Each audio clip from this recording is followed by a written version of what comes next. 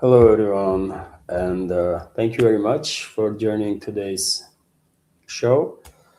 News summary, news update from Moscow, and as always, I prepared quite a number of news for this live stream about some major topics that Russian media and Russian public is paying attention to, and I hope you will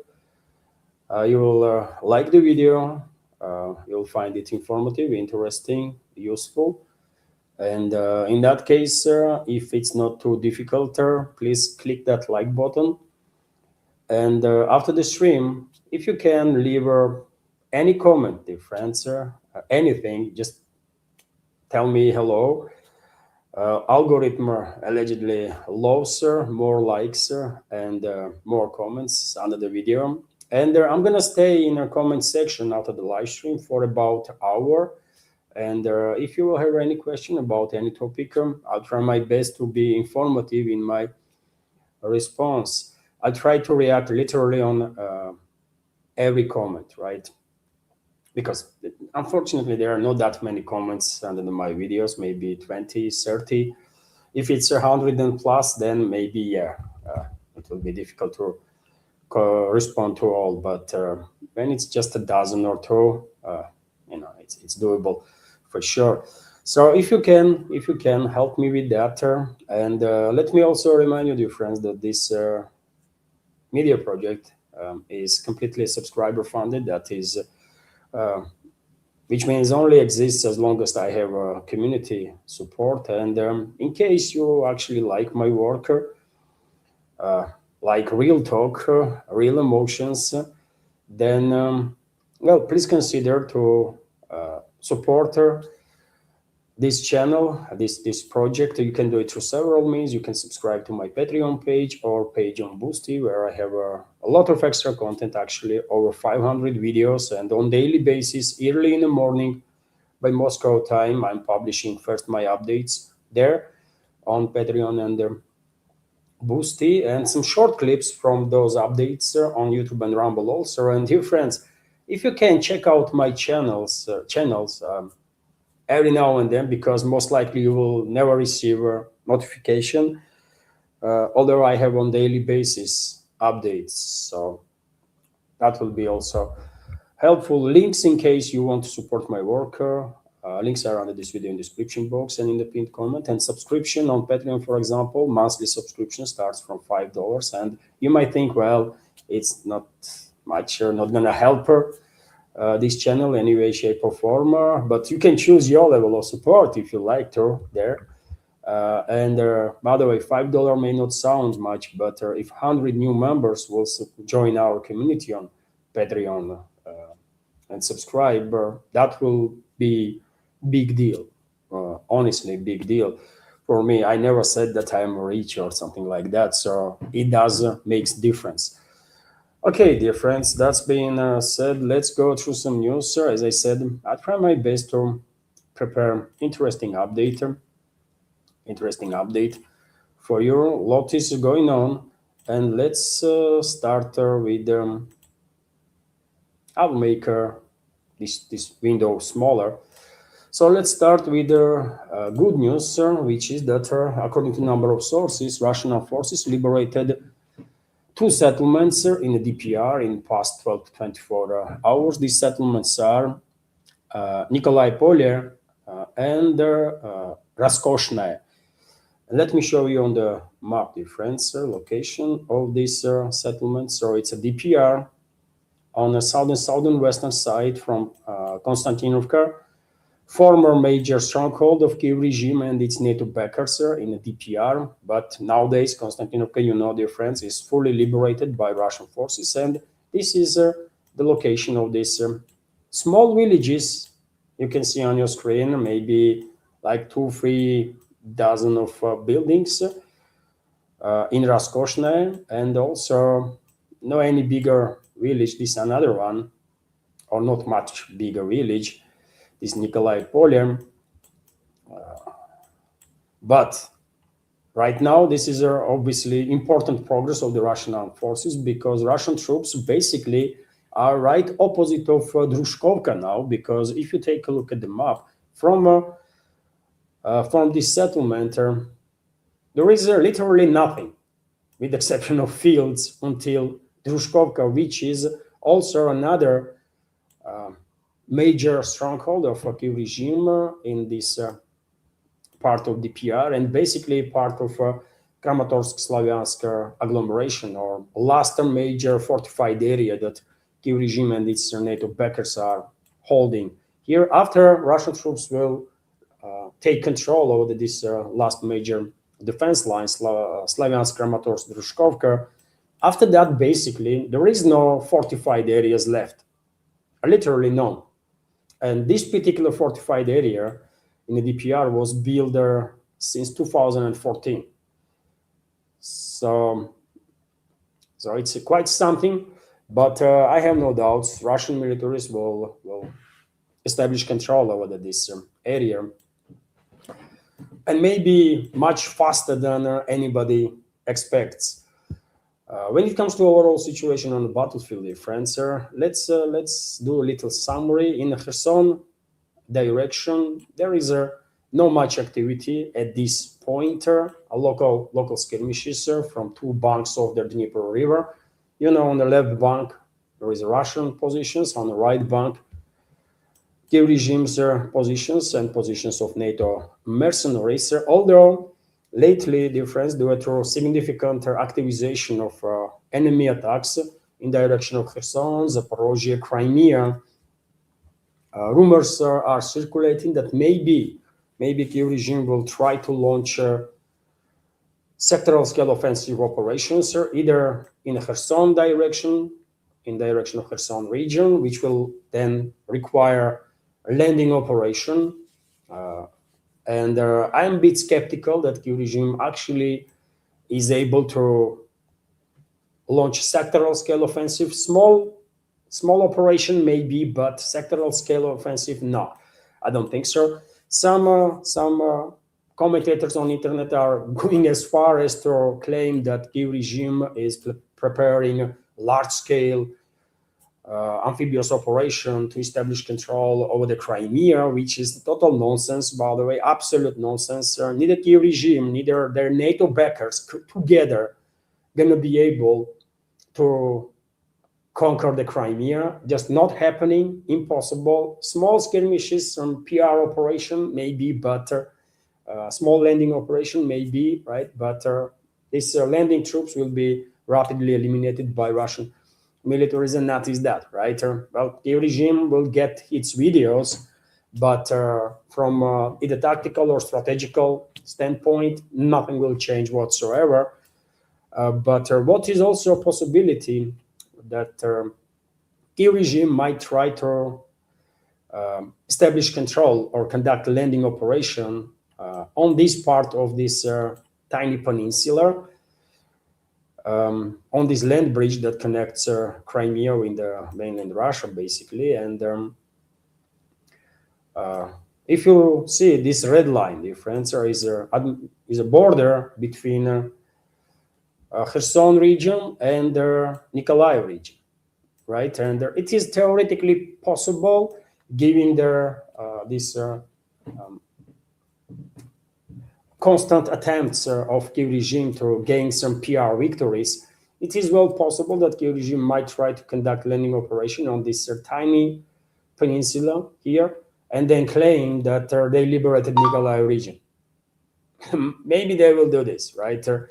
And because of this close proximity of mainland of Nikolaev region, well, this landing force might have a significant artillery cover, and well, for obvious reasons, it will make sense if Russian troops, in that case, will withdraw from this peninsula and will try to eliminate landing forces with also artillery or by drones, without even attempting, right, to get engaged in long-standing hostilities there, because yet again, Kiev regime can use artillery from Nikolaev region to basically strike any point on this peninsula. We will see. Either way, by the way, as I said, neither in strategical terms, neither in tactical terms, Kiev regime not going to be able to anything, to achieve anything significant progress. When it comes to Zaporozhye, region, on the western flank of Zaporozhye sector, Kiev regime, due to last 2-3 months of constant suicidal attacks, did manage to reclaim Stepnogorsk settlement and a couple of villages around this town. But in the process, Kiev regime lost so much troops that they are struggling now to hold on to these territories, and the Russian troops are basically infiltrating all the areas that the regime claims to be under its control. I guess it's only a matter of order from general staff, and Russian troops, I guess, in relatively short time will reclaim all the territories that are in the buffer zone now. And I still think it is a high probability that we will see sectoral scale offensive operation towards Zaporozhye city itself this summer. Well, might happen. When it comes to eastern and the central parts of Zaporozhye sector, initiative is 100% in Russian hands, and the Russian troops are advancing and encircling basically Orekhov city from 3 directions, from western, southern, and eastern directions. Soon Russian troops might be on the northern side of Orekhov, also giving their constant advance of Russian troops from east. When it comes to the Dnipropetrovsk region, Russian armed forces consolidating their positions now. Russian troops were task, I guess, of Russian troops was to establish control over their left bank of this Volchya River, and that's exactly what has happened. Just a few days ago, Alexandrovka settlement was liberated, and I think Russian troops are now concentrated to eliminate presence of Kiev regime's forces in Pokrovskaya settlement on the right bank of the Volchya River. In the DPR, I already said, dear friends, Russian troops are advancing. 2 more settlements were liberated in the past 12-24 hours, and any day, any moment, any hour, Russian Defense Ministry might make an announcement about liberation of Liman also, which is, I believe, under full Russian control already at least like 10 days or more. Yes, some clearing operation may be still ongoing in the city, but operational control is under Russian control, in Russian hands, 100%. But I guess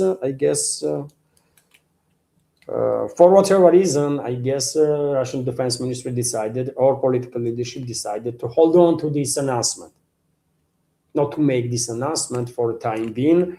We will find out why. But Liman is in Russian hands 100%, have no doubts about it. When it comes to Kharkov direction, Russian troops are further advancing in Kupiansk area, and they're further increasing buffer zone in the northern parts of Kharkov region, in Lipsy, Volchansk area, and also on the most northern eastern side of the border of Kharkov region with the Russian Federation. Same goes for Sumy, dear friends. Russian troops just recently achieved significant breakthrough, I think, while establishing control over their Ivolzhanskaya settlement in this massive forestry that creates this sort of a wall on the northeastern side of Sumy city itself. And I guess for next number of weeks, maybe months, main activities in the Sumy direction will be in this forestry, right? Russian troops need to clear this forestry from presence of the enemy troops, and after that we will see offensive on Sumy.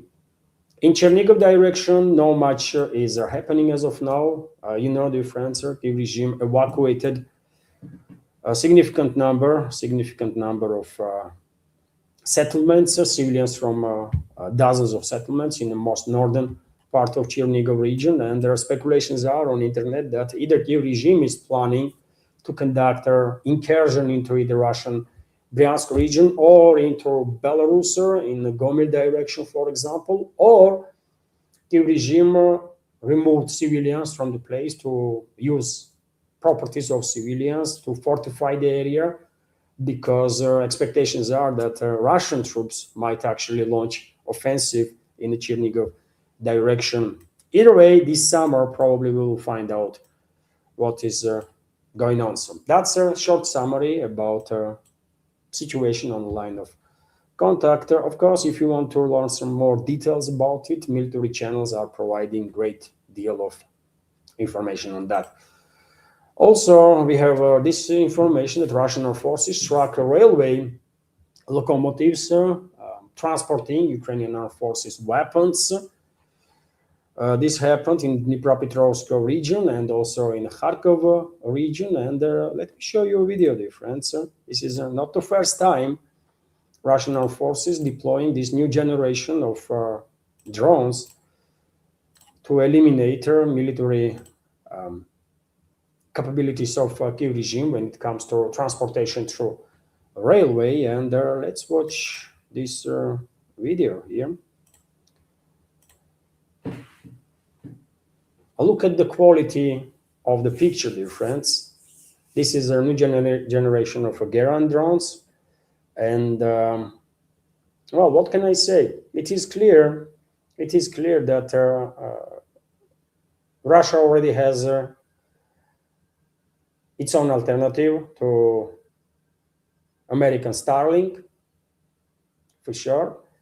And as of now, militaries are using this system, but either during their special military operation event or maybe straight after, I'm quite sure companies that are developing this system will offer to their public to join in, right? So that's what is going on there, by the way. Russian drones are constantly monitoring situation and they're taking out military logistical infrastructure of enemy, energy infrastructure of enemy, and so on. Let's continue with some other news now. And next, I want to share this information that also Russian armed forces conducted their long-range precision strikes on energy infrastructure in the Dnipropetrovsk region and in the Zaporozhye region.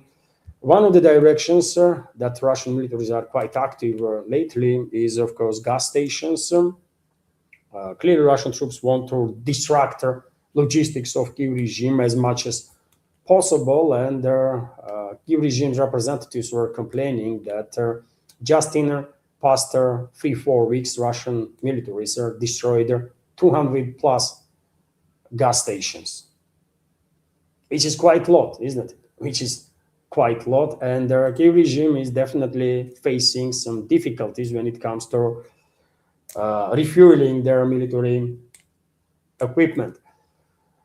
Also, you can see on your screen right now aftermath of Russian long-range ballistic missile strike on targets in Odessa region, and they're giving their smoke, this thick dark smoke that is coming out of the areas that was struck.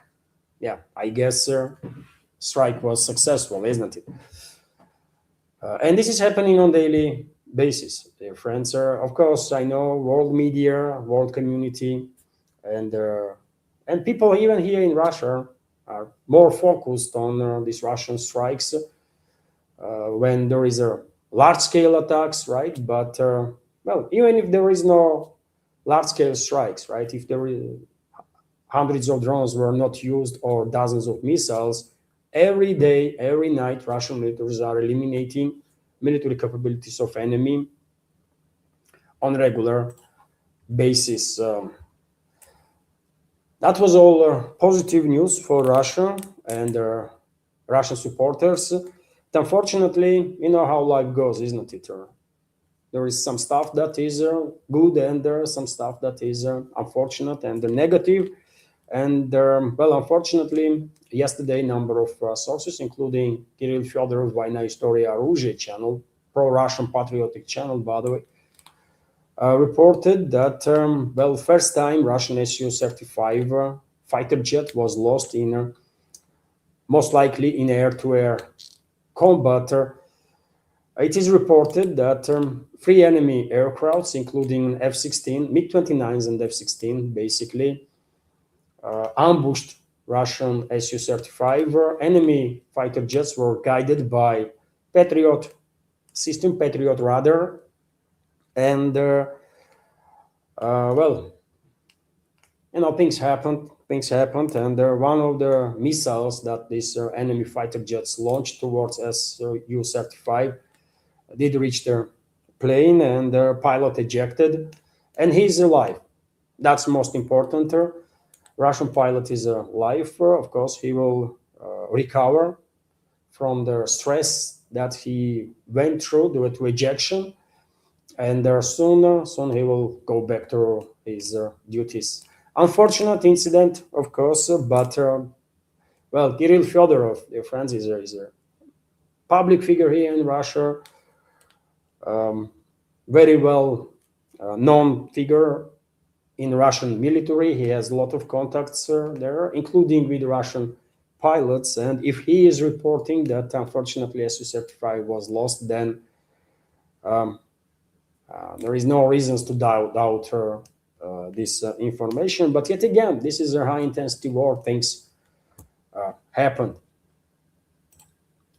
But same time, as I said, it is main point that pilot is alive, isn't it?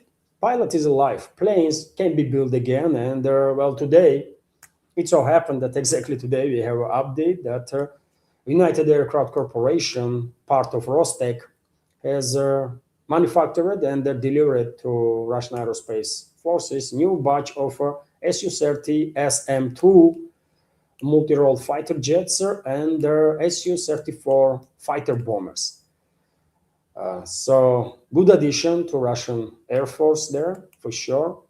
Su-34 probably is one of the best frontline bombers at this point, and Su-30s are probably best multi-role fighter jets out there. Some might even argue that Su-30 in certain scenarios might be even more useful than Russian Su-35. So also good news, by the way. One plane was lost, but pilot survived, and the Russian Aerospace Forces received a few bunch of new planes there. When it comes to long-range attacks on the Russian Federation that are orchestrated by NATO member states and their Ukrainian proxies, we have this report from RIA Novosti, which is based on Defense Ministry's update, that last night 73 drones were intercepted by Russian Air Defense Forces over their Belgorod, Bryansk, Kursk, Lugar, Novgorod, Tver, Oryol, Leningrad, Rostov regions, over the Moscow region, over the Krasnodar Krai, Crimea, and the Sea of Azov. Relatively, you can notice difference, relatively small number of long-range drones that were intercepted by Russian air defenses past night. But in the previous days, first and foremost, in the previous days during the NATO summit that was going on from 7th to 8th of July, Kyiv regime and their NATO backers launched over 1,000, like about 2,000 drones, by the way, right, in that 48-hour time frame, and probably they kind of run out of stockpiles. That can explain why past night they launch much less drones than they usually do. Although a number of sources, including Anatoly Shary, by the way, Ukrainian journalist in exile, Ukrainian journalist, politician, public figure in exile, who is being hunted by Western-backed terrorist regime in Ukraine. He reported, based on his sources, that well, about 300 drones allegedly was launched towards Russia, 270 drones to be more precise. That's what Shary reported, and well, difference is so big between intercepted drones, number of intercepted drones, and number of allegedly launched drones by enemy, that I think Anatoly Shary has to check his sources a little more carefully, because I personally find it impossible to believe that about 200 drones of enemy did manage to bypass Russian air defenses. Couple of drones, maybe a dozen of drones, if there is an extremely large-scale attacker, possible. But 200 drones, no. I struggle to believe in this. Although Anatoly Shari, by the way, proved himself to be very informed, right? He has a lot of sources in Ukraine, right? He himself is from Ukraine, right? And he was targeted quite a few times, by the way, by Zelensky's regime. Anyways, 70 free drones were intercepted, and yet again, Leningrad region was targeted, by the way. And whenever Leningrad region is targeted, you know, drones are coming from, isn't it? Those drones are coming from neighboring NATO member states, either Latvia or Estonia, or possibly Finland. There is no other way, right? Those drones not going to come from Andromeda Galaxy, isn't it? So they are playing with fire, and the Russian officials did make quite a few warnings lately towards these Baltic entities, exactly about that they are playing with fire. And well, if they will listen, okay. If they not, then one day they're gonna find out hard way that they made a fundamental mistake, not taking seriously Russian warnings, I will say. TASS news agency is also reporting that, well, unfortunately, as a result of these long-range attacks on the Russian Federation that are orchestrated by NATO member states, hospital was targeted in the Kherson region, and employee of a hospital was killed as a result of this attack. Also, another civilian woman was killed again as a result of a long-range attack by Kyiv regime and its NATO backers in the Bryansk region. You can read the headline there, friends. You can read the headline there. A woman was killed when Ukrainian armed forces shelled a village in the Bryansk region with a HIMARS multi-launch rocket system, US-made weapon. And whenever HIMARS is used, dear friends, it is obvious for literally everybody who pays any attention to developments that US militaries and intelligence were directly involved in the attack.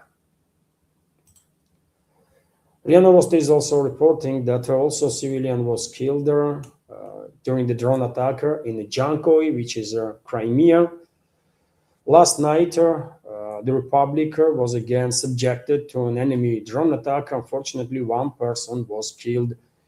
I offer my deepest condolences to the family and friends. Governor of the region, Governor of Crimea, Sergei Aksyonov, wrote about it, on his Maxim platform. And unfortunately, this is happening on a daily basis due to these long-range attacks on Russia. Every single day, civilians being killed and injured.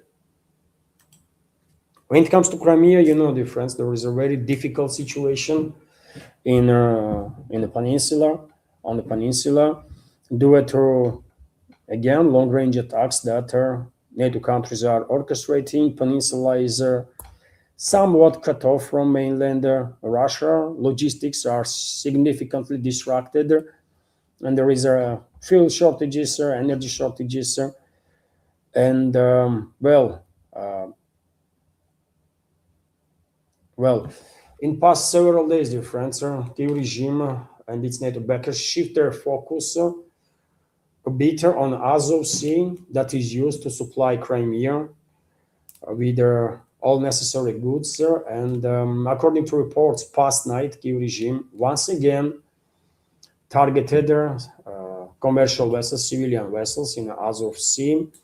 14 vessels were struck, according to claims that are made by hostile side, and a number of Russian sources also are reporting about it. Among these 14 vessels that was struck past night, 12 were tankers, one bulk carrier, and one tugboat. And enemy is sharing videos of these attacks. I saw this video on Kirill Fyodorov's channel, dear friends. I can share with you. Um, you can clearly see, unfortunately, civilian vessels were moving without protection. There is no defensive fire there, nothing, and it was an easy target for Kiev regime and its NATO backers.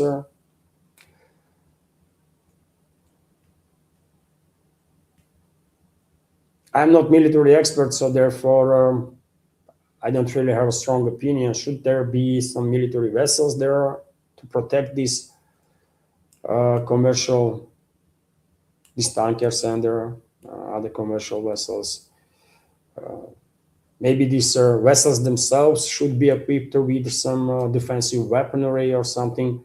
Yet again, one have to be military expert to understand what you do in this kind of situation when an enemy has just unending number of drones that it does receives from collective West. So,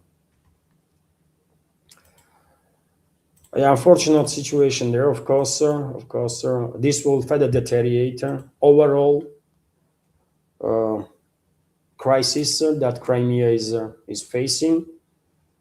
One might only hope that well, something will be done to something will be done to end these long-range attacks on Russian Federation as soon as possible. And we know what is need to be done, isn't it? My personal opinion is that we have to strike on NATO member states that are providing intelligence and the weaponry to Kiev regime, but it does not matter what me or you think, dear friends, in this particular case. Decision makers are in the Kremlin, first and foremost, of course, Russian President Vladimir Putin, and who knows what he will decide, right? But definitely, situation is deteriorating, and some emergency steps need to be taken. It looks to me like that, right? Personally. Also, when it comes to attacks, and by the way, uh, earlier I reported that there were other strikes too on Azov Sea. It was not just last nighter, and in past 4 days alone, from July 6, 35 vessels, according to reports, were struck in Azov Sea with these Ukrainian slash NATO drones. 35 vessels that received different level of damage as a result of these attacks. I did not see any reports in the Russian segment of internet about any of the vessels being sunk, but based on videos and all these explosions and stuff, one can assume that they being damaged at least, right? Some maybe seriously, some maybe not so, but yeah, 35 vessels lost at least for the time being, just in the 4 days. That's quite a lot. That's quite a lot. And also, when it comes to these attacks on commercial shipping, commercial vessels, there is also a reporter that Kiev regime targeted another tanker, Blue, that is the name of the tanker, and this attack happened in the Black Sea. And you can see on your screen, dear friends, moment when this maritime drone, this time maritime drone was used. Maritime drone is getting closer to tanker and then explosion. Whenever there is this long range attacks, terrorist activity, by the way, basically on in the Black Sea, in the Azov Sea, in the southern sectors, this is UK. British militaries and intelligence services are operating in this direction first and foremost, and they are always orchestrating the attacks. These drones, maritime drones, are coming from UK. These aerial drones are directed by UK with their American intelligence. UK is acting as number one enemy of Russia, but not even US. Although US is, of course, among the leading countries that are waging this war against Russia, but UK is definitely acting as a number one enemy. I mean, You will think this is a suicidal move on behalf of British ruling class, on behalf of London, but I don't. They probably see it different. You know. Also, when it comes to long-range attacks, there are reports that oil depot was targeted in a Tver region. You can see on your screen some of the aftermath of these attacks. Thick smoke is coming out of the area of the oil refinery, so probably some damage was done to infrastructure, and also there was a attack on oil refinery in Stavropol Krai too, and based on yet again this thick smoke that is coming from energy infrastructure, clearly there was some serious damage done as a result of these attacks. And on the European part of Russian Federation, probably there is no oil infrastructure left that was not struck. Some maybe even multiple times by now. And dear friends, just a few days ago, I reported that there was attacks on biggest Russian oil refinery in Omsk, which is at least 2,700 kilometers away from Kiev-controlled territory. And while sharing information about this attack on Omsk refinery, I shared my opinion on the matter, and I said that these drones were not launched from Kiev regime. Yet again, in my personal opinion, these drones were launched from Kazakhstani territory, because look where Omsk is, dear friends, and look where Kiev-controlled territory is. 2,700 kilometers. It is absolutely impossible that Kiev regime launched a couple of dozen of drones towards Omsk and Novosibirsk, where air raid alert was declared the first time on the same day when Omsk oil refinery was attacked, literally like 3 days ago, 4 days ago. And look where Kazakhstan is, right next door from Omsk and also Novosibirsk, compared to Ukraine. And this is not the first time when these eastern regions of the Russian Federation are targeted. And from the very first episode, I said that I refuse to believe that these drones are launched from Kiev-controlled territory and are managing to fly 2,000 kilometers, 1,500 kilometers, 2,500 kilometers and more without being intercepted. Just impossible. It was clear to me that Kazakhstani territory was used for these attacks. And when there was a first attacks in Tatarstan direction, for example, or Yekaterinburg direction, for example, or Chelyabinsk direction, for example, or Tyumen direction, for example, when there was a first instances of such attacks, I was sharing my take that Astana is most likely has no idea what's going on. Kazakhstan is a massive republic, second biggest republic of former Soviet Union after Russia. It's just huge, right? And when there was the first instances of these attacks, I was thinking Astana probably just unable to control its territory, was not ready for such a scenario, and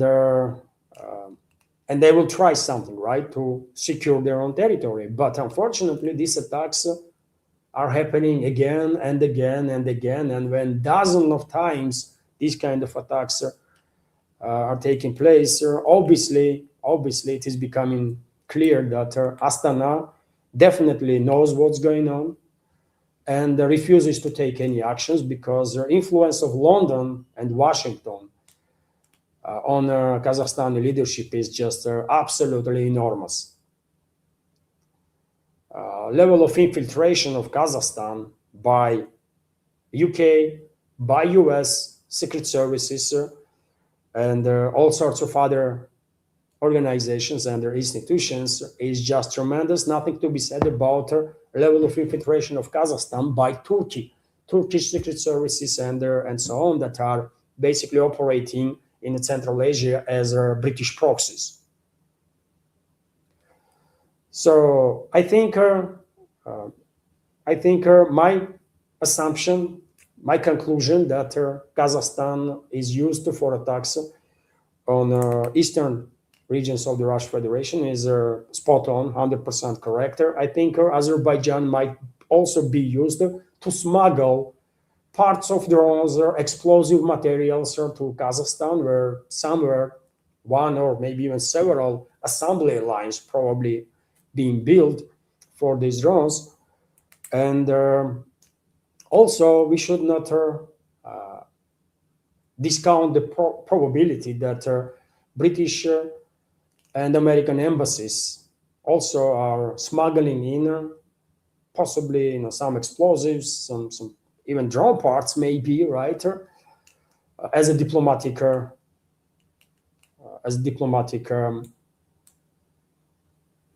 stuff. Anything is possible. I wouldn't be surprised at all if sometime in the future we will find out that explosives were smuggled in to Kazakhstan for these drones by British embassy, disguised as some diplomatic goods, right? Construction materials or something, right? For embassy. Either way, I personally 100% convinced that now Astana is for sure knows what's going on. Maybe Kazakhstani security services, Kazakhstani militaries are not assisting much Brits, Americans, and their Ukrainian proxies to conduct these attacks, but they know what's going on, 100%, right? And it's not just me. Maybe I was first who said that these attacks are coming from Kazakhstan. Maybe I was first because I'm talking about involvement of Kazakhstan for a very, very long time now. But I guess lately other commentators spoke about this also. Media outlets probably published some articles about possible involvement of Kazakhstan, and Astana decided that they have to make official statement on this matter. At least they are responding, by the way. At least they are responding, right? And response itself proves the point that I make and everyone else who also on the same page with me on this matter. If our claims were total nonsense, then Kazakhstan just simply ignore it, right? But they are responding. They are responding, and you know why? For a plausible deniability sake. For a plausible deniability sake. To say that, well, they didn't know. They didn't know what was happening. Let me read for you a statement from Kazakhstani officials. Republic's Ministry of Foreign Affairs categorically denied reports that drones were allegedly launched from their country's territory to strike Russian targets. The Kazakh Ministry of Foreign Affairs issued an official statement denying reports that their country's territory was being used to launch drones at the targets in Russia. The ministry emphasized that such rumors are untrue. The Ministry of Foreign Affairs of the Republic of Kazakhstan responsibly declares that these allegations are untrue and are not supported by any data or facts. Kazakh diplomats dismissed such publications as unfounded insinuations aimed at distorting their traditionally friendly relations between Astana and Moscow. The ministry added that Kazakhstan's airspace and infrastructure cannot be used for actions against other states. And so maybe Astana will explain from where these drones are coming from. From where? From Andromeda Galaxy? Or maybe from some other galaxy? Or cloud? Maybe in our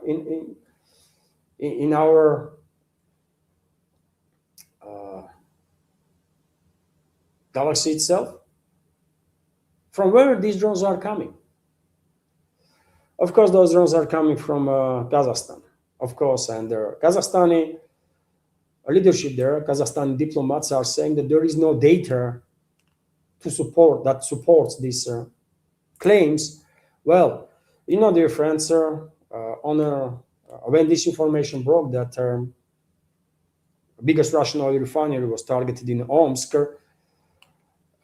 I shared with you not just information about the attacks, but also I shared with you some images of Russian A-50 plane that was monitoring the area. A-50 is a Russian AWACS, let's say, plane. And also Su-57s were spotted in the area. Both planes, of course, have extremely sensitive equipment on the board, radars. They can detect practically anything, right, on very long ranges. And I think these planes were deployed exactly to collect the data from where on the Kazakhstani territory these drones were launched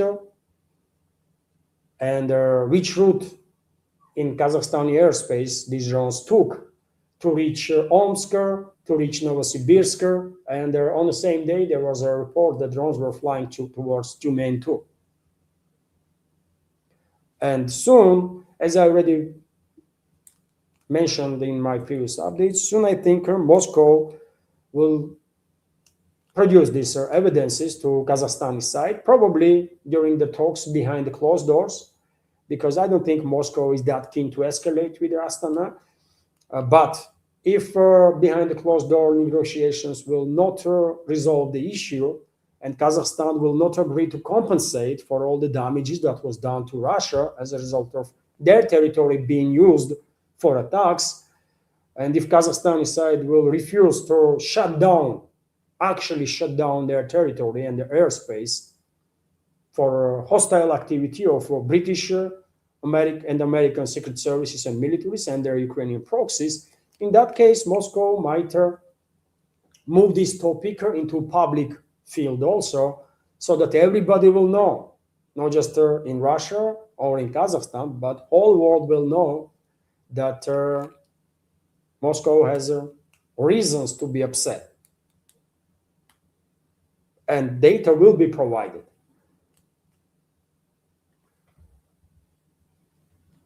Let's hope Astana understands how dangerous these games are that they are involved in, right? And will take some measures never ever to allow attacks on Russian territory from Kazakhstan. Otherwise, they're going to end up in massive trouble. It's not just Russia that is upset, but I'm quite sure China is upset too, because leadership of China, Chinese militaries, Chinese security services probably are looking at this situation and are saying, I mean, Kazakhstan positions itself to be a Russian ally, right? It's a member of the Collective Security Treaty Organization together with Russia. And Astana allows UK and the US to use Kazakhstan territory for strikes on Russia.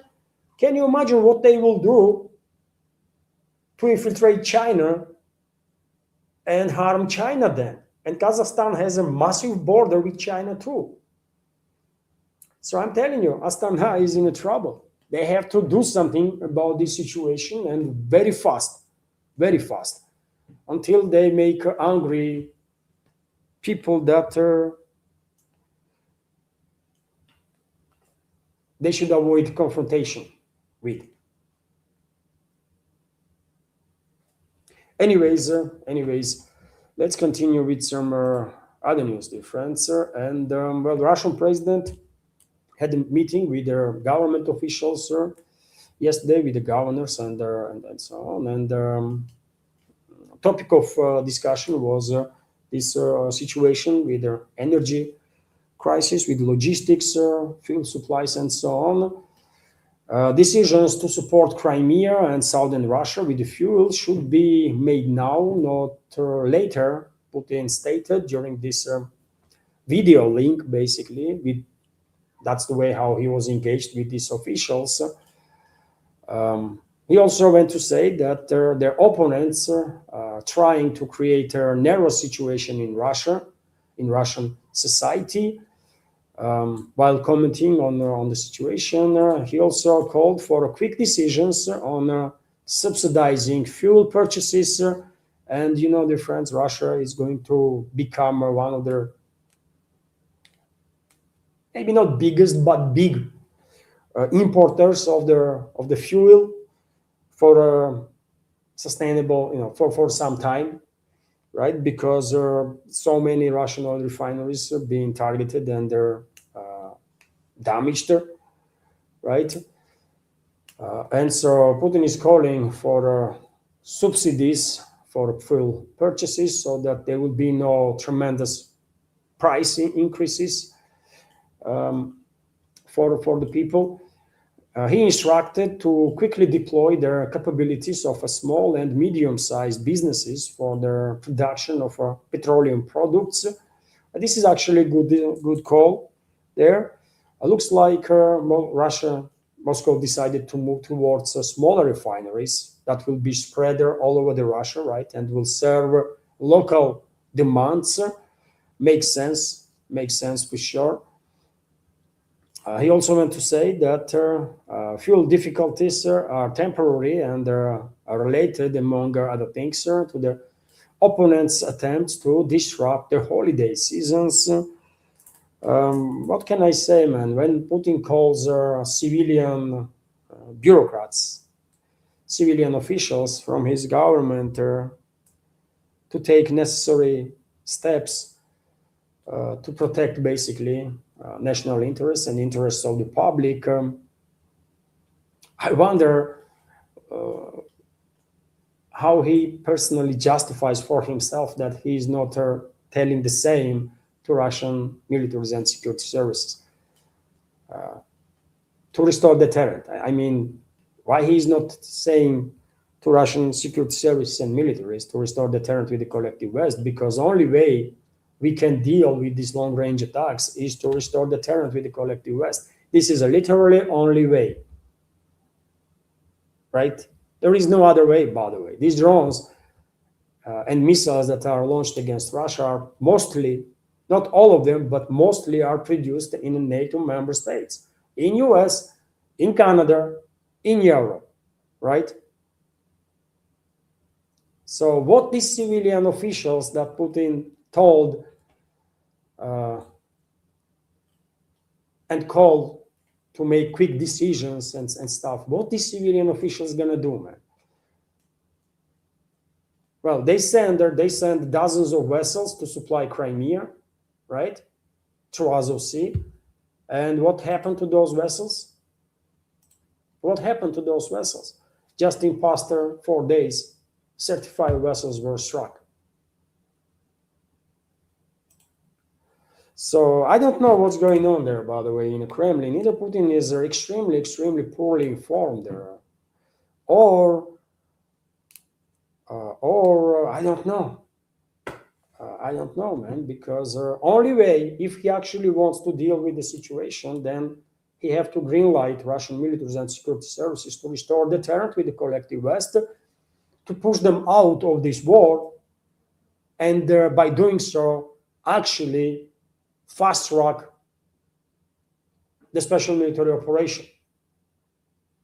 This is doable. Russian security services and militaries can restore deterrent with the collective West in a single day, in a single 24-hour period. And for whatever reason, Putin is choosing to talk to civilian bureaucrats that don't really can do much in this situation, and still does not let Russian military and security services to do what is necessary, and everyone understands this, right? With the exception of Putin, looks like, and maybe a few people in his inner circle there. I don't know. Well, there is also this update that Russia has banned diesel exports, and well, just week or 2 weeks ago, fuel export was still going on a level of 30,000 tons a day. Now it's been fully shut down, and to be honest, I'm not sure diesel exports were banned, prohibited, because just because of the situation on domestic market. I think diesel exports were suspended because major oil refineries have been damaged. with these long-range attacks, and we just cannot export fuel for technical reasons now, right?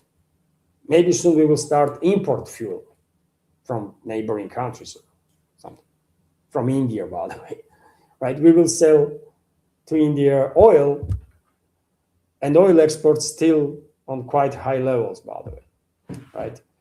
So we will sell them oil, and they will sell to us refined products.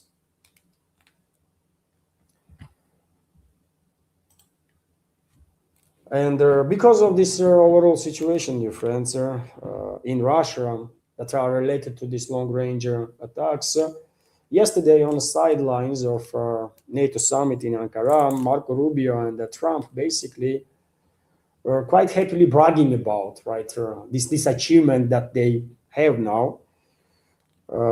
They were not really good at hiding that they are quite happy with this situation. Trump even said that, well, this is an escalation to bring closer the escalation. These are idiots, these morons think that more pressure they will put on Russia, then quicker Russian people will capitulate, which is a stupid idea, right? Absolutely stupid idea to have. There is no way you're going to break the will of Russian people to defend the country, to defend the society, right? They're no longer going to break will of Russian people. Impossible, right? But nevertheless, Western ruling class is emboldened, dear friends, with impunity with which they are killing Russian citizens, destroying Russian infrastructure for many years now. And due to that impunity, I think the calculation is that Putin will agree on whatever ultimatum they're going to come up with, right? And I guess soon Russian side will receive, or Kremlin will receive, a new ultimatum from Washington and Europe. You know, a few weeks ago, ambassadors of France, UK, and Germany asked for a meeting with in Russian Foreign Ministry. The meeting was arranged. They went in and brought the ultimatum from Europeans, right? Russian side dismissed that ultimatum. There was no talks after that. Now US will join this ultimatum, I think. So soon we're going to get new one. And I guess that's the calculus on behalf of our enemies, that Putin will agree on terms that they will come up with, right? Western ruling class will come up with. And yet again, I don't know what Putin going to do, obviously, right? I don't know what his plans actually are. Probably very few people know in his inner circle, if anybody, right? But what I do know is that will of Russian people is unbreakable. I cannot talk for Putin. I have no idea what's going on in his head, but and why he's been why he's pursuing this restraint policy, no matter what. But what I do know, will of Russian people cannot be break by nobody.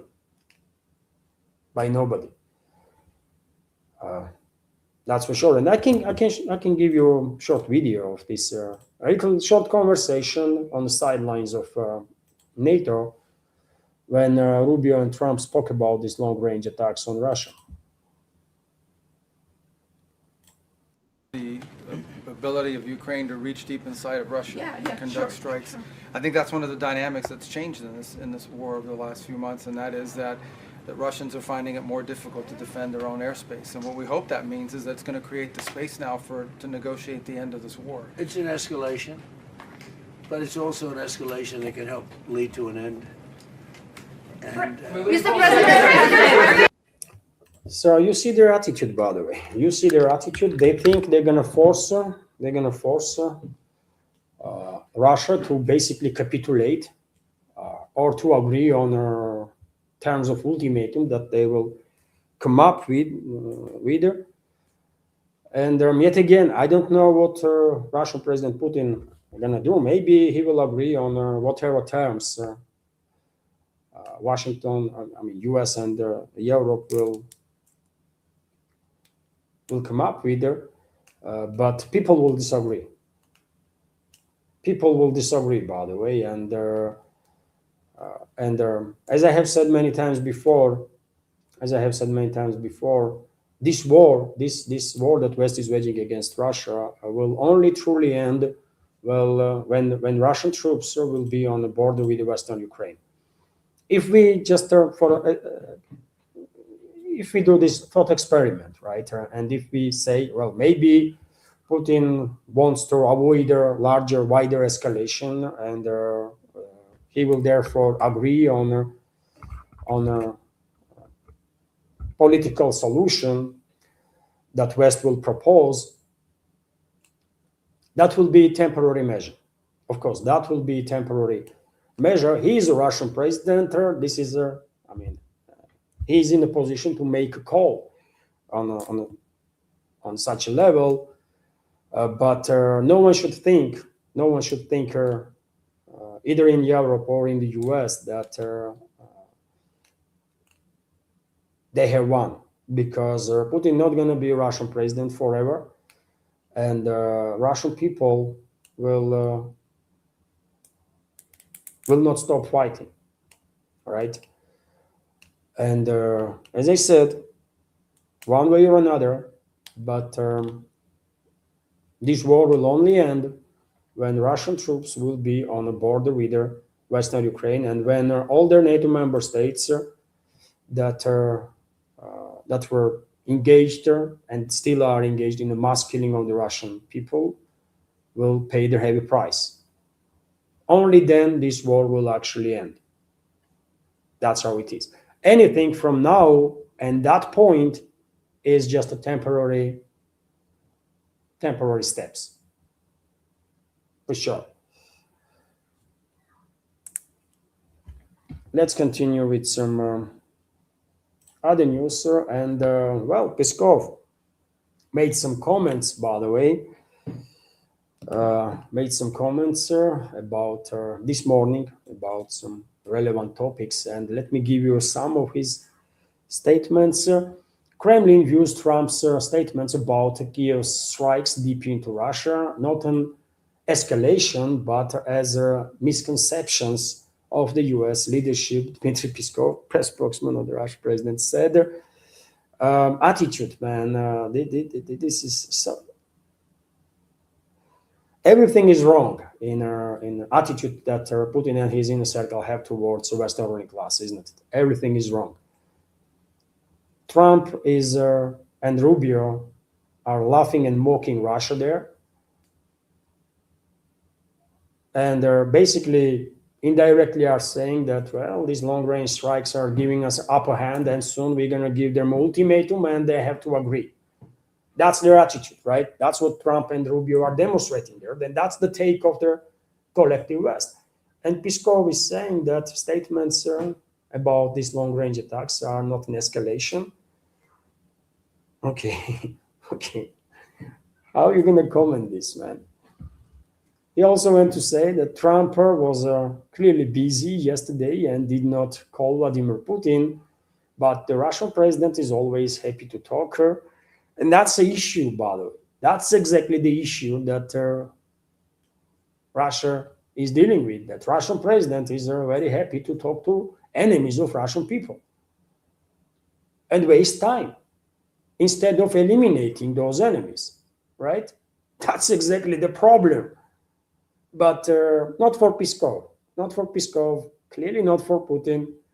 But I mean, you tell me what you think about all this stuff, dear friends. As I said, after the news segment, after the live stream, I'm going to be at least for an hour around, right? And I will try to react on your comments in the comment section. So let's have a discussion, by the way. Share your take.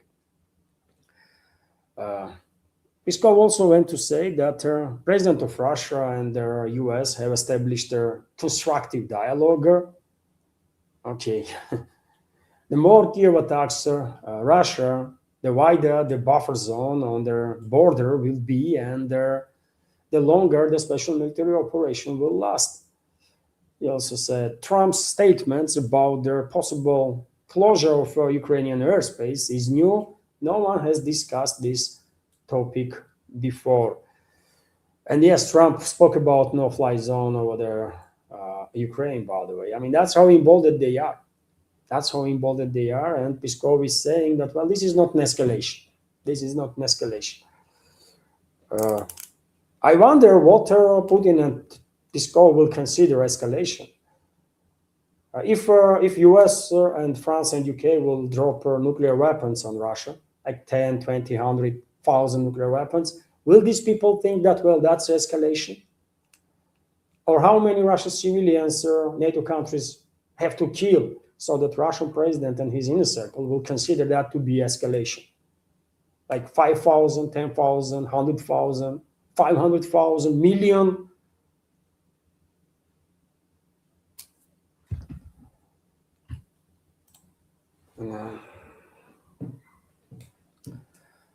Meanwhile, even though in the West, by the way, there is this new narrative now that they are winning, they are defeating Russia. Somewhat surprisingly, one might say, former head of Kiev regime's general staff, Zaluzhny, Valery Zaluzhny, who is serving now as Ukraine's ambassador in UK, come up with their opposite statements. He published an article in a Telegraph, and you can read the French headline there. Do not assume Russia has lost the war. Zaluzhny is telling everybody. Let me give you details from his article there. Ex-commander-in-chief of the Armed Forces of Ukraine, Zaluzhny, in an op-ed in the Telegram, urges not to think that Russia has lost the war. More and more Western analysts are currently claiming that Russia is supposedly losing the war. But Zaluzhny notes this is a dangerous misassessment of the course of the war, which reflects their tendency to interpret events through the prism of individual successes rather than taking into account a broader strategic picture. Every tactical success is now achieved at their extremely high cost, Zaluzhny says, and I wonder what tactical successes do they have. These long-range attacks on Russia? These long-range attacks are only happening because Russian president allows these attacks to happen. As I said, it will only take 24 hours for Russian security services and militaries to restore the deterrent with the collective West, and once the deterrent will be restored, there will be no more long-range attacks on Russia. So only reason whole freaking this elitist class of the West is celebrating now this alleged victory over Russia is because Russian president allows, for whatever reasons, until now does allow these long-range attacks to happen. But this would not last forever, right? This cannot last forever. At some point, things are gonna change, right? I cannot know how things will change, but this current restraint policy is killing Russia. Current restraint policy of Russian president is killing Russian people, kills the Russian industry, Russian economy, and things has to change, right? Either Putin will change it or someone else. That's how it's gonna be, right? That's how it's gonna be, pure and simple. So they have no freaking tactical successes, actually, that they themselves come up with, right? But anyways, let's continue what Zaluzhny is saying there. Positions can be captured, but holding them, deploying reinforcements, and evacuating their wounded is becoming increasingly difficult under the constant surveillance of drones.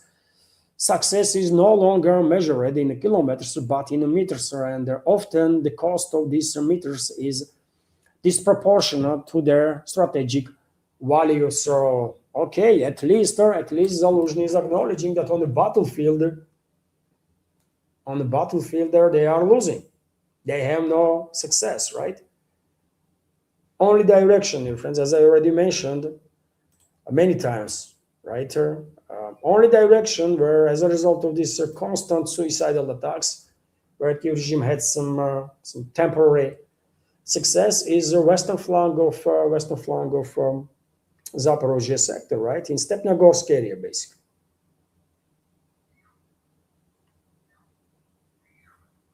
And that is that, right? And God knows how many of their soldiers they lose during these constant suicidal attacks. And yes, even though they managed to regain control, according to many sources, of the Stepnogorsk, right?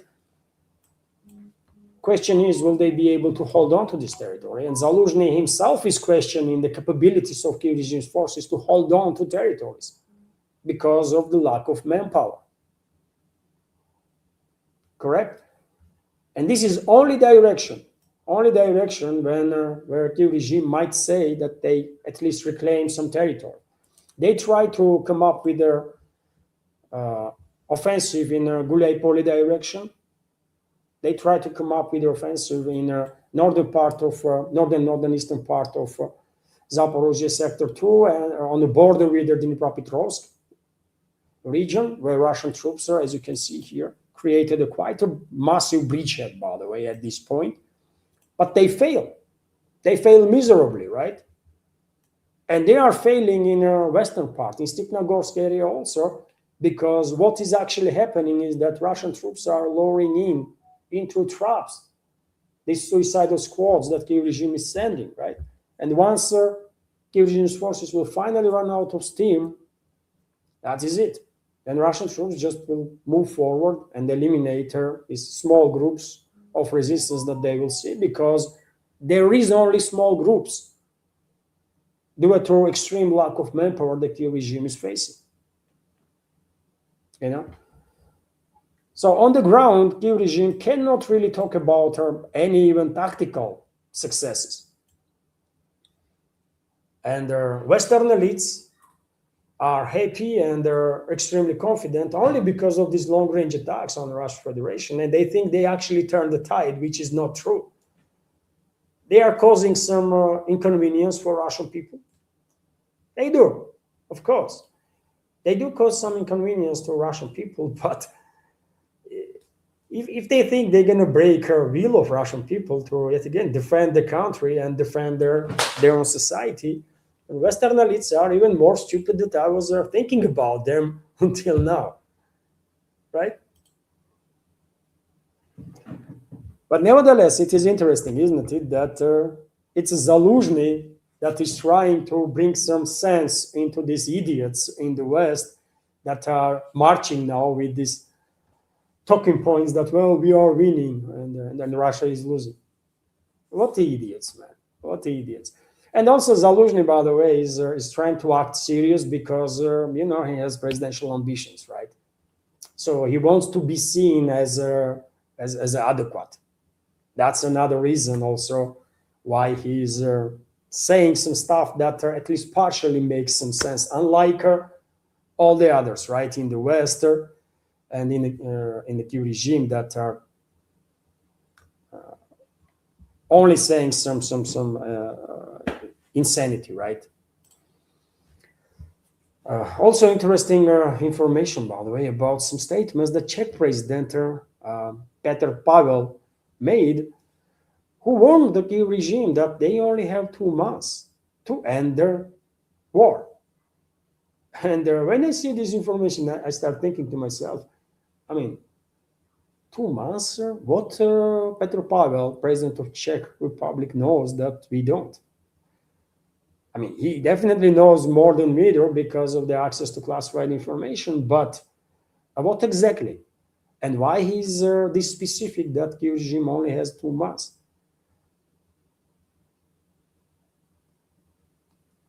Is it because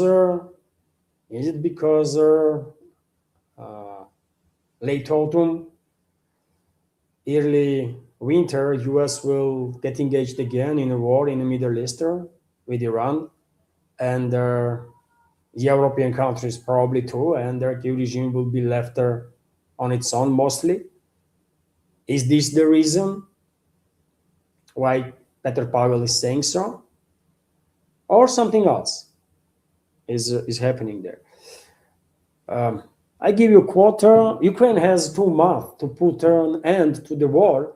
Otherwise, it faces a large-scale escalation. I believe that we have the opportunity to continue to increase their pressure and give Russia a clear signal about their readiness to start negotiations, he stated.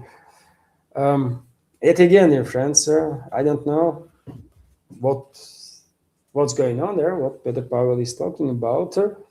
But it is clear that Western elites are emboldened. They're going to come up with a new ultimatum soon.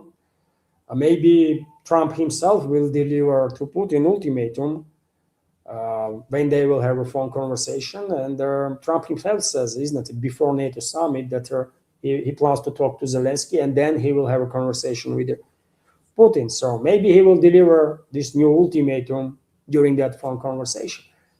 Maybe not. I don't know, but clearly, hope of the Western ruling class is that due to these long-range attacks, they weaken their Russian Federation, turn the tide, corner the Putin, and therefore he will agree on whatever terms West will come up with. Right? That's their hope. Will it work or not? I don't know honestly, because yet again, who knows what Putin gonna do tomorrow or day after, right? I definitely don't, and he is Russian president. But either way, as I already said, this war will only end when Russian troops will be on the border with the Western Ukraine and all the NATO member states that harmed Russian people and Russian Federation during these years of war will be punished severely. That's when war actually gonna end. Anything from now and that very moment, any ceasefire or any agreement or anything else from now to that very moment is going to be temporary solution. That's what I think.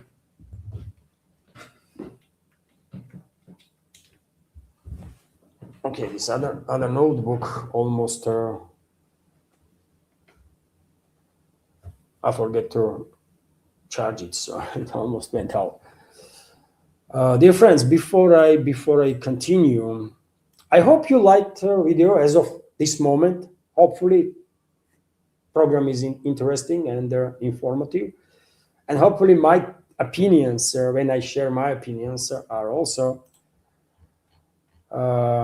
informative or interesting, or both informative and interesting. And dear friends, before I continue, let me remind you, if I may, that this project only exists as long as I have your support. And well, I'm struggling. What I can say, dear friends, I'm struggling to keep up with stuff, right? So, if you like the project, if you enjoy my programs, then please join our community on Patreon if you can. Subscription starts from $5 a month, by the way. So it's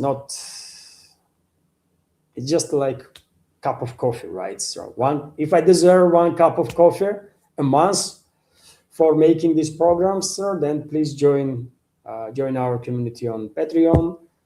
Or on Boosty, by the way, whichever you prefer, right? Links to my Patreon and their Boosty channels are under this video in the description box and in the pinned comment. And also, you can donate to this channel, of course, through PayPal platform, which is not my page, it's my wife's page, by the way. So don't be scared if you're gonna click on PayPal link under this video, and if you see there Anna Philipson Caballero, she's my wife. I don't have her PayPal, but she does. So She's helping me out with everything, including with this. And so yes, there is a PayPal also that can be used there on a Boosty, dear friends. What is good that on a Boosty there is a opportunity to donate to the channel, right? You can subscribe or you can donate, or you can do both. Also, during the live stream itself, you can use a super chat feature on Rumble, so you can highlight any topic you want, or you can just use super chat to donate, right, to the channel. And for a donation, you can also use premium subscription gift card on Rumble. And I just dropped her in the chat, in the YouTube chat, dear friends, a link to my Rumble channel. And well, in case you are interested, you can just move on to Rumble, subscribe there if you have account, and once subscribed there, you can use super chat, you can use that premium gift card, and there is also gift cards on Patreon too, by the way, gift cards of a subscription that you can either give it to someone or just use the feature for donations, right? Many thanks to everybody who ever supported and continues to support my work. And thank you all. Thank you all. Thank you very much. That's been said, dear friends. Time to continue. Time to continue. And there is quite a number of news left, man. And for example, well, as Peskov mentioned in today's statements, in today's commentaries, Trump actually spoke about no-fly zone over Ukraine on the sidelines of NATO summit in Ankara. United States made closer the skies over Ukraine as a security guarantee, Donald Trump said there. And I give you a quote: if necessary, yes. If we reach an agreement, you don't have to worry about your internal security guarantees. If we have a deal, then we have one. We won't have to worry about what you are talking about, possible Russian attacks. Trump said during their meeting with Zelensky on the sidelines of that NATO summit. And well, this was a quote, by the way. That's the way Trump talks, isn't it? So it's up to you what you will make of it. But everyone assumed that he's basically talking about possibility of implementing no-fly zone over Ukraine. This is clearly a step towards further escalation. But Peskov, for whatever reason, said that Trump's statements not being seen in Moscow as escalation. Okay. Also, Trump stated that U.S. will give license to give regime to produce interceptor missiles for Patriot air defense systems instead of missiles, right? And of course, this topic made headlines all over the world. Well, Ukraine will produce Patriot missiles. Some people were confused and were thinking that Kyiv regime will be able to produce air defense systems themselves, which is all nonsense. By the way, Trump has no freaking idea what he's talking about. Literally, these are Patriot PAC-3 missiles. Many things in that missile probably are classified. So there is no way a company that produces these systems or the U.S. security service is going to allow this technology to be transferred to the most corrupt regime in this world, right? It's impossible. It's just impossible, right? Trump just said some stuff. He also acknowledged that he did not even spoke to companies that are involved in the U.S. in the production of Patriot interceptors, right? And they hold the know-how. So it's a total BS, total nonsense. Kyiv regime not going to produce no freaking Patriot or either defense systems or the interceptor missiles. But for headlines, these statements of Trump was, I guess, effective enough, right? Because everyone started to talk about it, which is nonsense. Not happening, by the way. Absolutely not.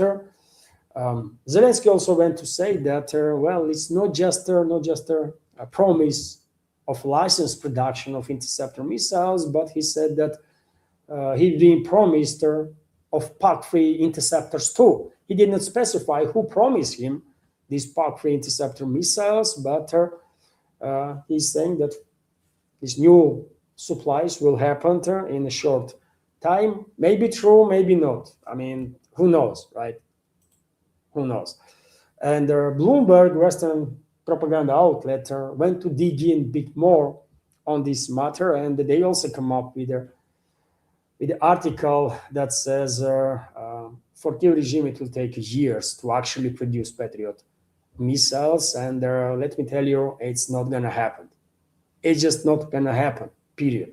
Not in a years, not never. And that is that. Topic is closed, basically.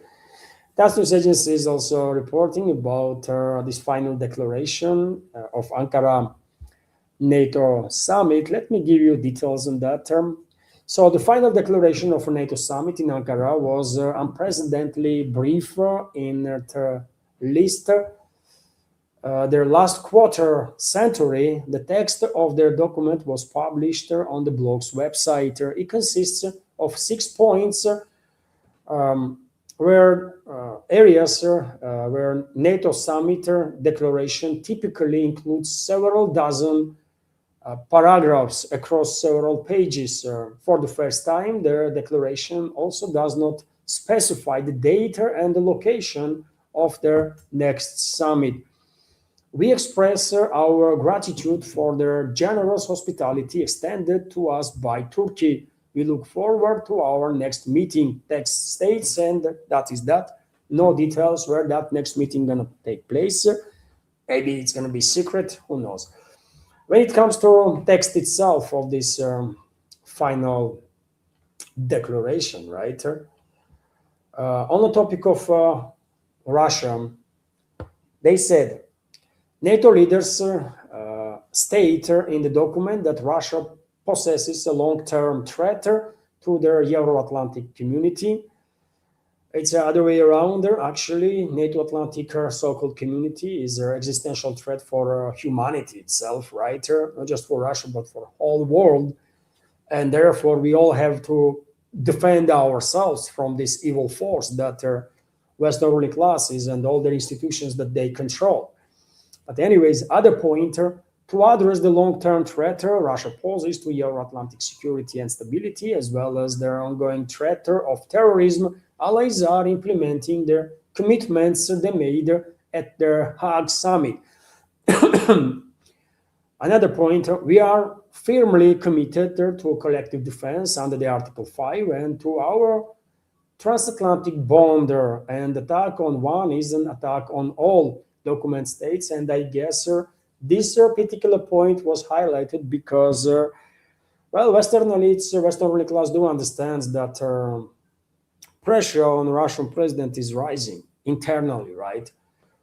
Political pressure, because more and more, not just ordinary people, by the way, not just me and my fellow countrymen, but many people in the public field, right, also are expressing their frustration in regards to these restraint policies that Russian president is implementing for so long, even though this restraint no longer makes any sense whatsoever, right? Whatsoever. And Western ruling class probably afraid that this pressure might actually influence Vladimir Putin, and he might greenlight Russian security services and militaries to restore deterrent with the collective West, which only can be done, if we are realistic, with retaliatory strikes. First with conventional weapons, and if that will be enough, good. If not, then something more serious might go into force, right? But that's the only way we can restore our deterrent with the collective West. That's how badly overall situation has deteriorated due to insane policies of the West, and also simultaneously restraint policies of the Russian president. That's how it is. So Western elites are afraid, and they decided that they need to once again highlight that Article 5 exists in NATO. And so, okay, we all know. Thanks for sharing, right? But anyways, another point, Alliance noted that it adheres to a 360-degree approach to deterrence and their defense. Yeah, okay, whatever. In regards to helping, or in regards to prolonging this war against Russia, that the West is waging, they stated that NATO allies will allocate 70 billion euros to Ukraine, formally to Ukraine in reality, to prolong this war against Russia in 2026 and commit to support to do the same basically in 2027, to do at least the same. So they are promising that in 2027 they will allocate, NATO will allocate another 70 billion euros. They also said there is no mention of commitment to admit Ukraine to their alliance.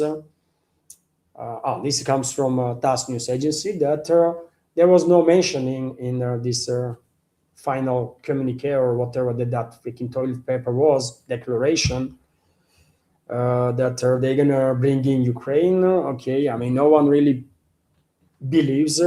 I never ever believed that Ukraine ever gonna join NATO. It was totally impossible, total nonsense always. Some people were believing for quite some time, but now probably literally nobody does believe in that stuff. Okay, that is it, man. I would not go into all the crap that NATO member states come up with there. I think I highlighted the key points. Few more news, dear friends, and they are important news. So stay around there if you have time. So Italy expelled the 2 Russian embassy military attaches. According to Italy's foreign minister Antonio Tajani, Russian military attaches should leave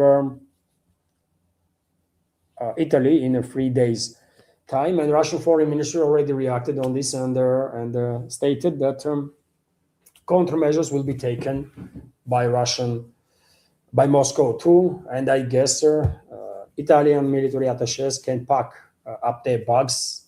They are going home. They are going home. Also, we have this somewhat interesting report that with the new Prime Minister of UK, London's support for Kyiv regime will remain at the same level.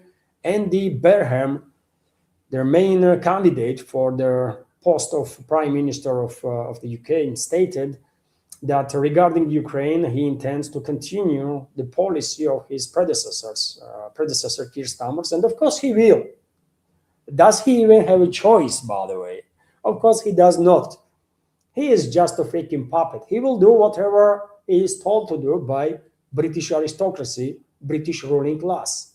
And that is that, right? All these prime ministers and the rest of the scumbags, by the way, in British political leadership, they are freaking nobodies, literally nobodies, right? True decision makers are people that you might never even think of as an actual decision makers, but they are. So therefore, no surprises whatsoever until Russian Federation, until the Russian people will put British ruling class into its place. Policies of London not going to change, no matter how many prime ministers they're going to replace there. Correct? So yet again, who gives a damn about Burnham or whatever his freaking name is, Benham? And there are rumors, by the way, that this creature might become Prime Minister of UK on July 20th. Okay, who cares, right? But I'm sharing this information just to highlight that it does not matter who is the Prime Minister. They are not really decision makers, right? When it comes to some fundamental topics for the British ruling class and globalists. Other people do make decisions on these heavy topics, right? Also, dear friends, I want to share this information with you that there was a riots. I mean, Western elites might wish that they're going to fight against Russia until last Ukrainians, but among citizens of Ukraine, there is a lesser appetite to fight and die for geopolitical agenda of the Western elites, right? And this is noticeable even in such a extremely Russia-hating part of Ukraine as Western Ukraine is, in Lvov, for example. And people there, by the way, vast majority is brainwashed, right? They're freaking Nazis, right? Freaking Nazis. You go to Lvov, by the way, you better be careful. Be careful because it's a basically hardcore Nazi place. Lvov, Rovno, entire Western Ukraine, right? With maybe a few exceptions. With maybe a few exceptions.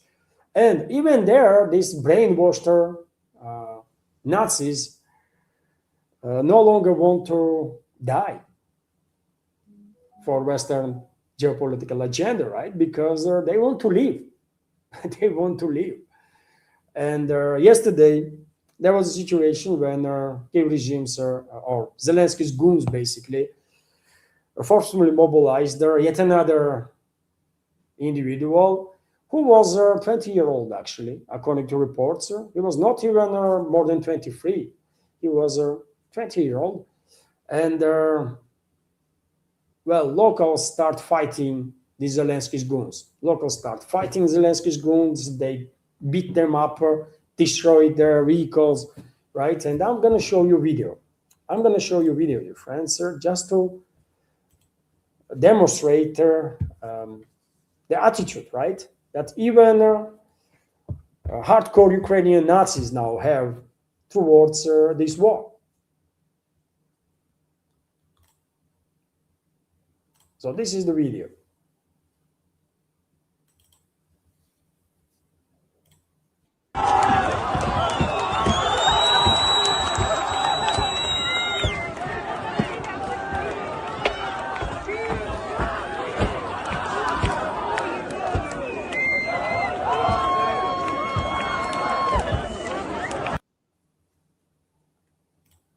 So quite a lot of people there, isn't it?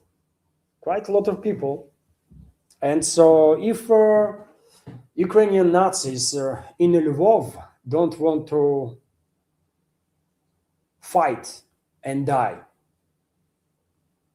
for their Nazi regime and for their Western geopolitical agenda, then you can imagine how people feel in Kharkov region, in Sumy region, in Chernigov region, Odessa region, Dnipropetrovsk region, Nikolaev region. People that never buy into this nonsense, right? That Western propaganda and their proxies were pushing. That they are freaking Aryans now, all of them, right? And they are different, and they are no longer Russians and no longer Polish and no longer Hungarians or Romanians.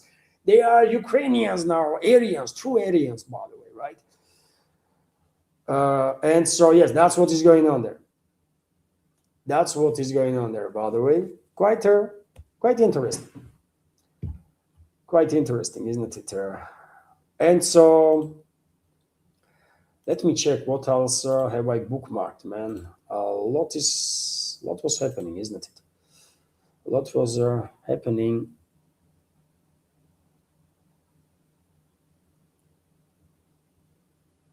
And well, France will send ground troops to guess where, dear friends? To Finland, right next to Russian border. Why? Because Western ruling class not just believes that they are defeating Russia, but also believes that well, they have to enter further in this war, and they have to attack Russia directly. And they are preparing, they are quite open about it, right? They are deploying more and more forces on the Russian border.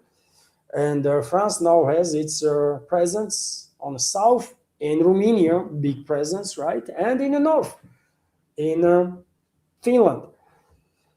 So France will send ground forces to the NATO brigade established in Finland, according to joint statements from the two countries. Earlier, NATO defense ministers supported the initiative to deploy multinational forward presence task force of NATO's joint land forces under their Swedish leadership in Finnish Lapland. Okay, by the way, okay, everyone should know. Everyone should know in Western militaries, by the way, in European militaries, that they just have no chance, man. Their leaders might send them actually to fight Russians, right? And most likely that's exactly what is going to happen if Western societies continue to be this passive, right, and will do nothing to replace those psychopaths that are in charge in their countries. And well, man, all I can tell to all these troops of NATO that might actually end up face to face against Russian troops is to lay down arms, contact Russian side, lay down arms and surrender. And they will be treated according to Geneva Convention. Because if it comes to actual clashes, they're going to be incinerated. They're going to be incinerated, man. They have no freaking idea how outdated their tactics are, how outdated their training is. They have no freaking chance, not even slightest chance against Russian troops. So best decision they can actually make for themselves and for their families and for their countries actually, right, is to save their own freaking lives, contact Russian militaries, and arrange safe surrender. That is that. I don't really have to add anything else, man. Right. RIA Novosti is also reporting that Chancellor of Germany, Friedrich Merz, announced an agreement with the US to purchase Tomahawk missiles. Germany has reached an agreement with the US government to acquire and deploy American Tomahawk cruise missiles on German soil, Chancellor Friedrich Merz announced.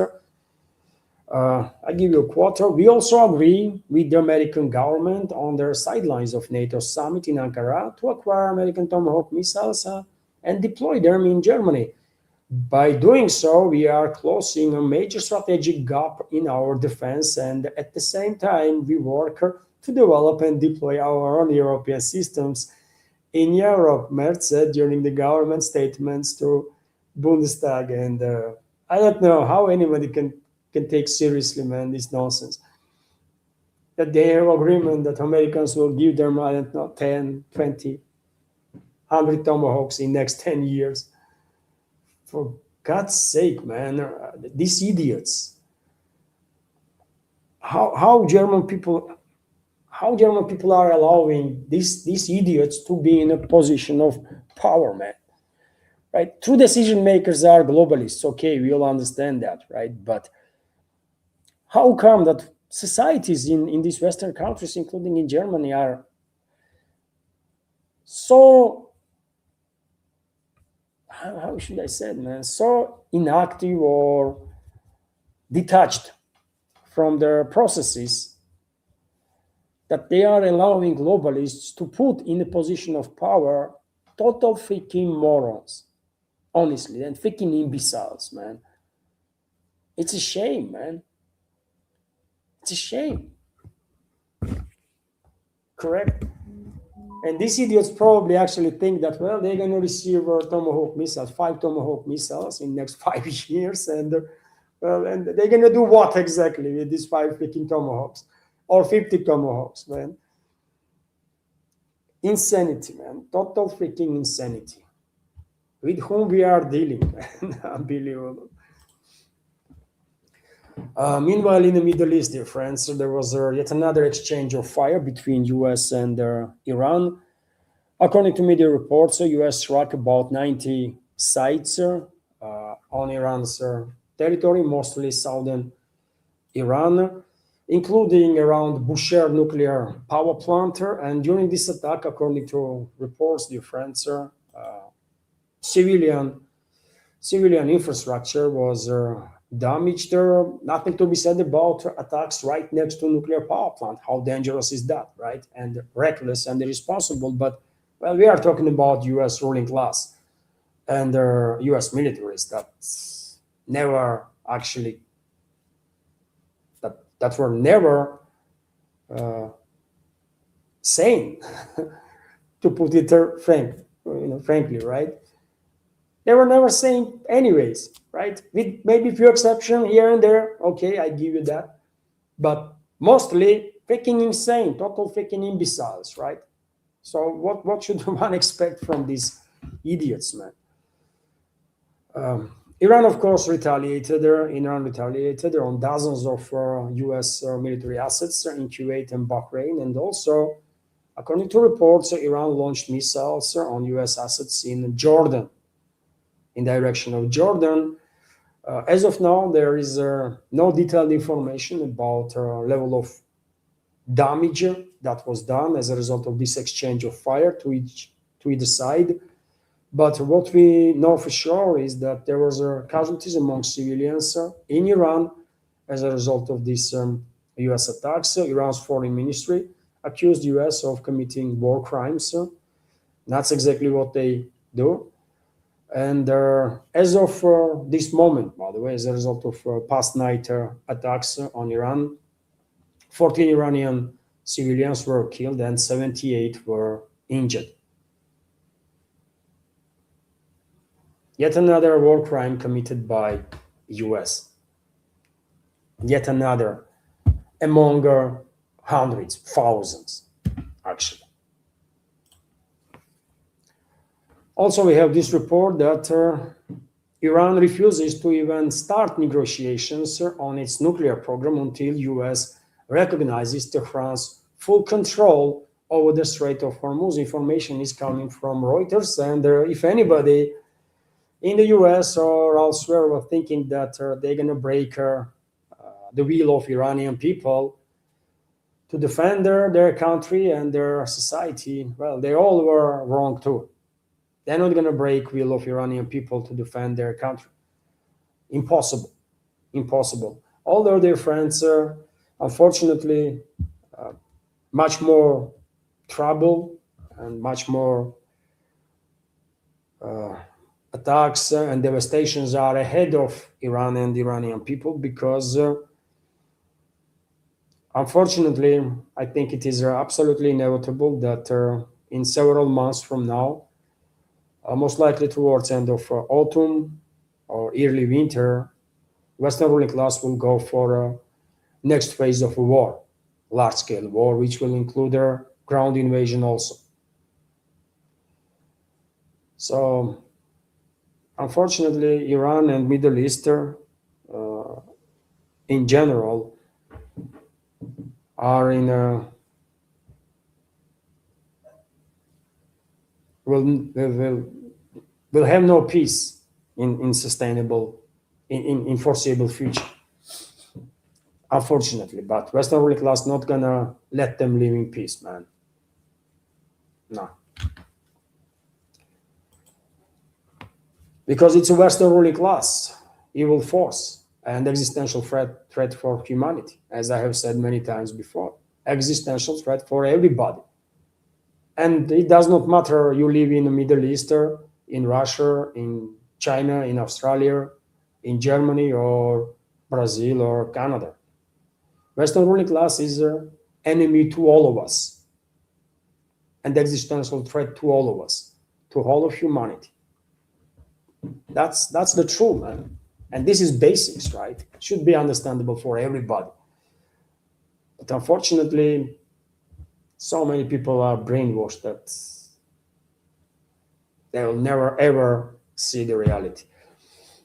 Also, Trump made Trump, he always does make some nonsensical statements. Anytime he speaks to journalists, and yesterday he claimed that he had a conversation with Netanyahu, and Netanyahu wants to withdraw forces from Lebanon. Trump actually says that Netanyahu wants to withdraw forces from Lebanon, which is total nonsense, right? He probably made up this stuff right there and then, when some journalists probably asked something about Israeli aggression against Lebanese people. Also, Trump made a statement that he will remove Syria from a list of state sponsors of terrorism, and at that moment he was sitting literally next to a terrorist from Al-Qaeda and ISIS, Al-Sharaa, that is in charge now of Damascus regime. So you tell me how crazy is this world, man, that this is actually happening. If you tell any US citizen, even 5 years ago, I mean, maybe 5 years ago, things were already just too bad. I mean, if you tell any US citizen, like 15, 20 years ago, that in 2026, US president will sit next to a leader of Al-Qaeda and ISIS, terrorist groups, who will be in charge of Syria as a result of American support and support of Israel and Turkey and others from this coalition, that US president would remove that country that is led by literal terrorist and mass murderer from their terrorist list of state sponsors of terrorism. Would anybody believe in this 20 years ago in America or anywhere else for that matter? Probably not. But that's exactly what is happening, and this craziness is being normalized so much so that not that many people are even reacting nowadays, right? Crazy stuff, man. And I will end news segment, dear friends, on this information that is coming from Harriet media outlet, that Ankara has found a way to circumvent their sanctions through the transfer of S-400 Russian air defense system, because of which US has removed Turkey from a list of countries that will receive F-35 fighter jets from their entire program of F-35. And Turkey was a part of this program basically since the beginning, right? But because they purchased S-400 from Russia, they were removed from program. And Turkey looks like Turkish aerospace industry is desperate for technologies, certain technologies that they think F-35 might provide, right? And according to this reporter in Harriet, Turkey will transfer its S-400 to one of the countries in the Middle East, without specifications, to one of the countries in the Middle East, and that will be, that will resolve the issue in regards to F-35s. And of course, neither Israel, neither Greece now are happy about it, because I mean, any additional weaponry that Turkey will get will, of course, maybe and potentially will be used against both, against Israel and Turkey, Israel and Greece. Well, you might ask, well, but will Russia allow Turkey to transfer S-400? And well, because it's a Middle Eastern country, Russia has good relationships basically with all the countries in the Middle East. So therefore, probably Moscow will say, yeah, okay, I mean, do whatever you want, right? Give it to, I mean, if it's Saudi Arabia or UAE, by the way, right? It's a defensive system. It's not an offensive weapon, it's a defensive system. So therefore, even if UAE will buy or UAE will receive S-400 from Turkey, I think Moscow will agree, and Iran would not take it as a Turkey would not be too upset, let's say, on Moscow. Of course, not Turkey, but Iran would not be too upset on Moscow. And I say UAE because relationships between UAE and Iran is, of course, very tense, very tense. But after all, S-400 is a defensive weapon. So, you know. Anyways,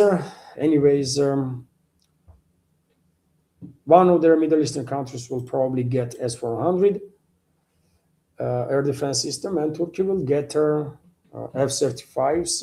And yet again, probably only to acquire certain technologies that they want from that plane, because plane itself is come on, man, it's just highly advertised garbage, and extremely expensive garbage, man.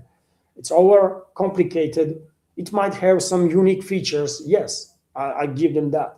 It might have some unique features, but it's so over engineered that only 25 to 30% of a fleet of F-35s are operational at best at any given time. So, I mean, what you call such a plane, fleet of such planes that are only 20 to 25, 30% are battle capable. Garbage, right? That's what it is, man. And so, anyways, but yet again, for technology's sake, of course, it might make sense for Turkey to acquire these F-35s so that they will further develop their own fifth generation fighter jet, right? And well, they can buy S-400 from Russia again sometime in the future, for example, right? Once they will get their hands on F-35s and technologies that they are interested in. This is it, dear friends, for today's this shorter, not short really, quite long update. And there is one super chat on Rumble. I can see super chat from Data Clause. A long time since there was any super chats on Rumble. So we have one today. Thank you very much, Data Clause, for your super chat there. And let me highlight now this super chat.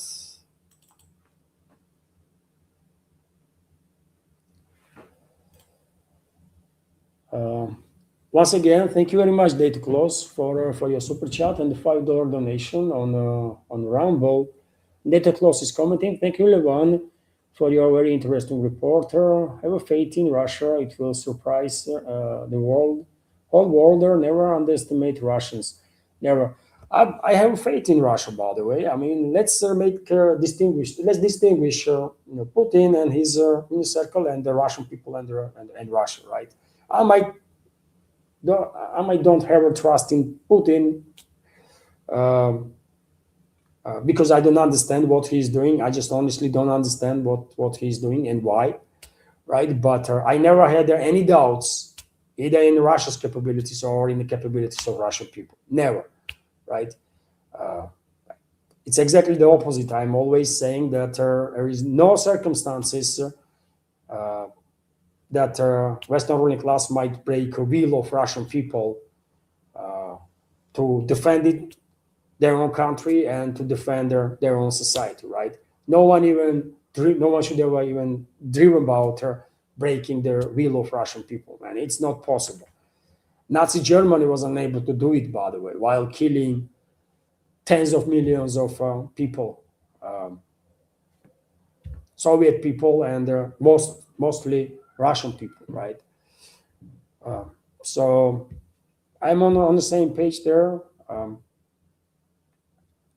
Politicians are politicians, right? They come and go, but societies and countries are here to stay, obviously, right? So, of course, we all distinguish that there is a politicians, we might like them or dislike them. That's a whole different story. But countries and societies are here to stay forever, and we should do whatever we can, best we can, right, to be good citizens for a country and good members of the society. That's my personal take, at least, right? That's how I think is the right way to live your life. Thank you very much, Data Clause, for your super chat. And also, dear friends, let me highlight that Christopher, member of our community, dropped several hints for me, and I will share it with you also, about interesting videos that he come across on different channels. And let me highlight, and there are also Christopher was donated while dropping these comments through PayPal. So thank you very much, Christopher, for your $20 donations through PayPal. And the comments from Christopher is, hello, Levan. Here is a video you might want to look at 30 Ukrainians hiding in Shurovo, destroyed as Russian secures Krasny Liman. Video can be seen on the channel Military Tube today. So, dear friends, some interesting video Christopher recommends on the Military Tube today. That's the name of the channel. You can pause right the video and just to make sure that you will type it correctly in search. Also, Christopher shared a hint about other interesting video on Rui military, which is about